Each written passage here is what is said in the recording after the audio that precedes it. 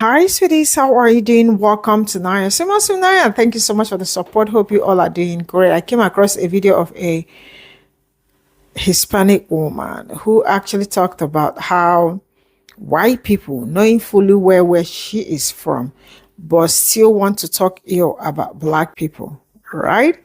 And always shower her with praises and all that. And I am asking, if they are talking ill about black people right up in front of you, knowing fully well that you are also kind of part of black community, like, because I feel that other communities are also supposed to be part of black community, but they choose not to understand it. What makes you think, or why do you think that they will not speak ill about you when you are not there? The truth is that I would never sit down to entertain anybody that would want to talk ill about other communities straight up in my face, knowing that I am a black person. That is something you all should know. This is me. I will not tolerate it, because as soon as I leave, you are going to table me down because I am a black person. Maybe I am an African, or I am a migrant. They tell you how bad we are and all that, but they are deporting you people. They were the ones that voted, so you could be deported. You know what? Let's get into this video. Hey, Latino guys who voted for Trump, you know who? 54% of y'all. Do y'all like what's going on in y'all community, huh? Do y'all like how ICE is literally terrorizing y'all people like never seen before? Y'all okay with that? What have y'all gotten since this man got in office? Tell me, to the 54% of you Latino men who voted for Trump, what have you gotten since he got in office? ICE is terrorizing y'all family members, y'all community, the church, any place, anywhere, ICE is there. But I want to know, what have y'all gotten? Because 54% of y'all voted for something. What did y'all get? I saw a video of ICE. This is a true story. An immigrant about to have surgery. They dragged him out of surgery. Before he went to surgery, they dragged him out the hospital and tasered him to the ground. Locked him up. Now they're about to deport him. He's about to have surgery, but no. He got to go. But my question is to you Latino, the 54% of y'all, what have y'all gotten in these 7 months? How is your life better? Because I know you ain't got nothing, because we ain't got nothing. If you get something, that means we gonna get something. Am I right? But all y'all voted for this madness towards y'all own community. And y'all sitting back, I don't know if y'all laughing, smiling, happy, mad. I don't see as many as y'all as I was seeing before the election. I don't see as many as y'all. But what have you gotten, Mr. Latino man? Please come my comment and tell me, how is your life better 7 months into the Trump presidency? Because 54% of y'all, remember, 54% of y'all voted for this man to destroy and terrorize y'all community. If y'all just would have voted for Kamala Harris, would none of this mess be going on in y'all community? It's like I care more about y'all community than y'all do. But tell me, just tell me, I just want to know, what have y'all got? How is your life better since you went in there and thought you was on their side, and you ain't getting nothing out the deal but a wasted vote? That's all y'all did, was waste y'all vote, because they don't care about them, they don't care about us, and they damn sure don't care about you. So you could think you could beat them, But you will never be them ever in your life. And y'all sitting back going home, eating y'all popcorn, watching news while ICE terrorize y'all people in y'all community. Y'all really should be ashamed of y'allselves. To the Latinos that voted for him, you will never, and I repeat, never be white. You will never be accepted as one of them, and you certainly are not exempt from the racism that is this racist-ass regime. When that lady put in her post, alligators' lives matter, and she mentioned a number, that number being 65 million. Do you know how many Latinos are in the United States? Approximately 65 million, according to the U.S. Census Bureau. Approximately 60 plus million people. So guess what? They weren't just talking about the illegal immigrants, because data actually says that there are 10 to about 12 illegal, undocumented folks in the United States. They're talking about you. They're talking about people like us, because we are not exempt from the racism that is rooted in what these people believe in, and frankly, the foundation of this country that was built on the stealing of land from indigenous people by immigrants that came here from Europe. So when you think that you are better than an immigrant because your family came here the right way, remember that this land was actually stolen from day one. So when you think that you are better because you're second generation or third generation because you've been an American for a longer amount of time, I hope that you never have to experience a time where you have to flee a country for your own safety or that of your family. So when you think that you are somehow not going to be affected by any of this, when you think that you don't have to care, what happens if you are next? What happens if it's someone that you personally know? And I know already, because we've seen it. We've seen the clips of people that supported him, diehard supporters that are now crying on the news because their family members are getting deported and they thought that they would never be impacted. You see, in this country, so many people lack empathy. They are unwilling or somehow unable to think beyond themselves, and then we run into these situations. Wake up. The proximity to whiteness isn't serving you, and it's not serving the community. You have to recognize what is happening, because ultimately, they're not just going after criminals.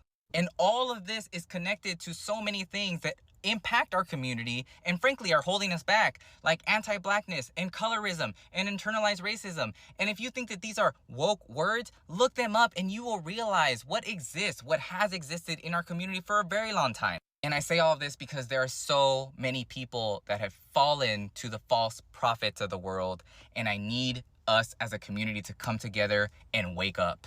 So if you're wanting more of this type of content, follow for more, because we need to have this conversation. I have accidentally befriended people, white people, who are racist against black people, but not racist against me because I'm Hispanic.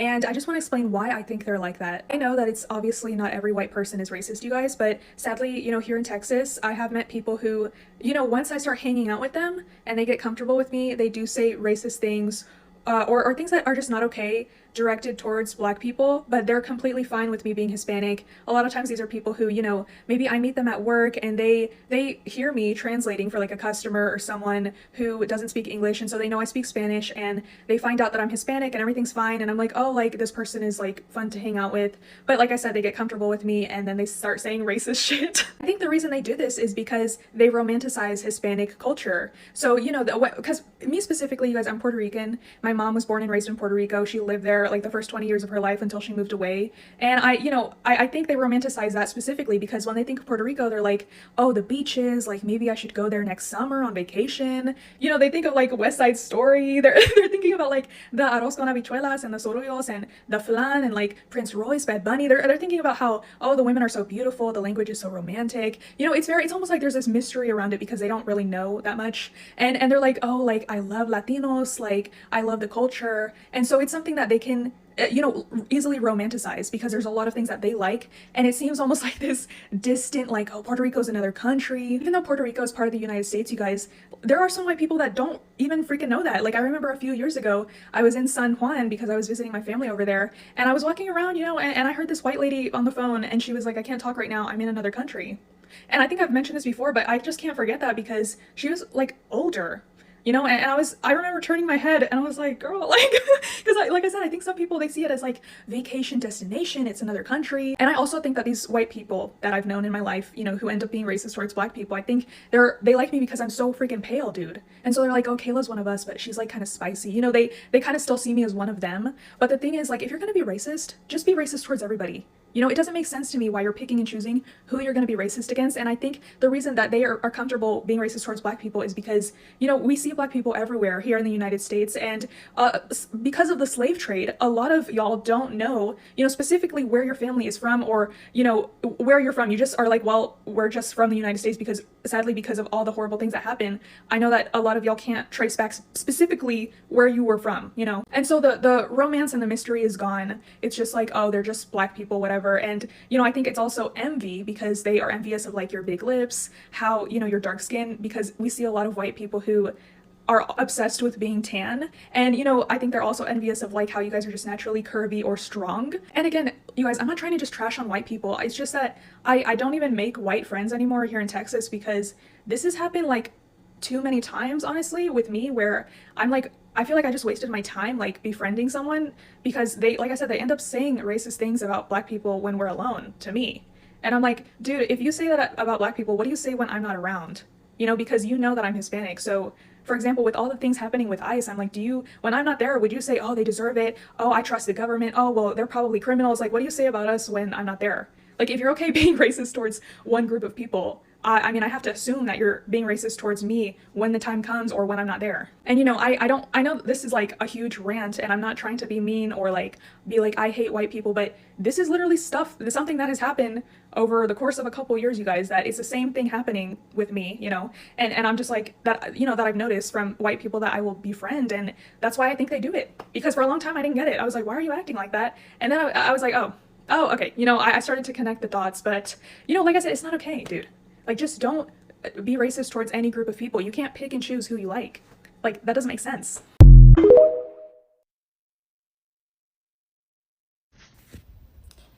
I am a Hispanic woman. My grandparents came to America, and they're from Michoacan. My grandmother was a faithful Catholic woman. She carried her family, fed her family from labor camp to labor camp to make a life for my dad and 4 of his siblings. I cannot tell you how outraged I am at the fact that children are being ripped from their families. And this is personal to me because, as I said, my grandparents are from Michoacan.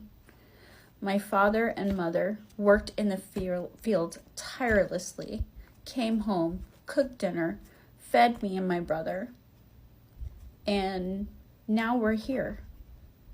Now we're in a country where immigrants are being weaponized. And it's not okay. And I am tired of being quiet. And I want to bring awareness to the events that have been happening, particularly in California, in Los Angeles, where my daughter lives, in DC right now, with everything that's going on over there. I want to spread awareness. And I'm asking and I'm pleading, please, if you see something on the streets, film it, record it, do what you have to do, take pictures, because that content people take and people see it with their own eyes, and that is storytelling. So I encourage you, if you see something, record it, because I use those videos to compile, and then I create a video that everyone can see. so that people understand the stories, so that people understand the trauma that everyone is going through right now as far as the Hispanic community. And I'm outraged. I am. I'm third generation Hispanic, and I'm proud of it. And the fact that my people come here, pay taxes, are not, if they're undocumented, are not given health benefits. And to say that Medicaid is for illegal immigrants, that's a lie. Because Medicaid only goes to citizens. But they pay taxes. They come here, they work, they put their heads down, and they do what they have to do to either send money to Mexico or to provide for their families, to give them a better life here in America. And this shit needs to stop. So my mission is to bring awareness to the trauma that these families are going to. And I encourage you to repost.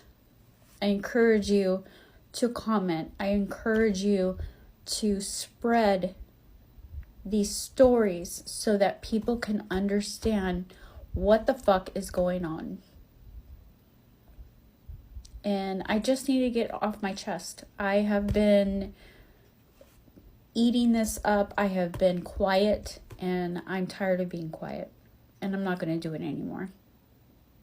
So if you see a post, you see a video, please repost. Thank you.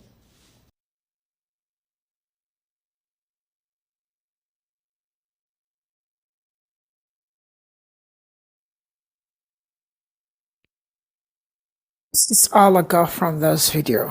Now, I am going to tell you something. I really do not care about what people say in front of me about other people.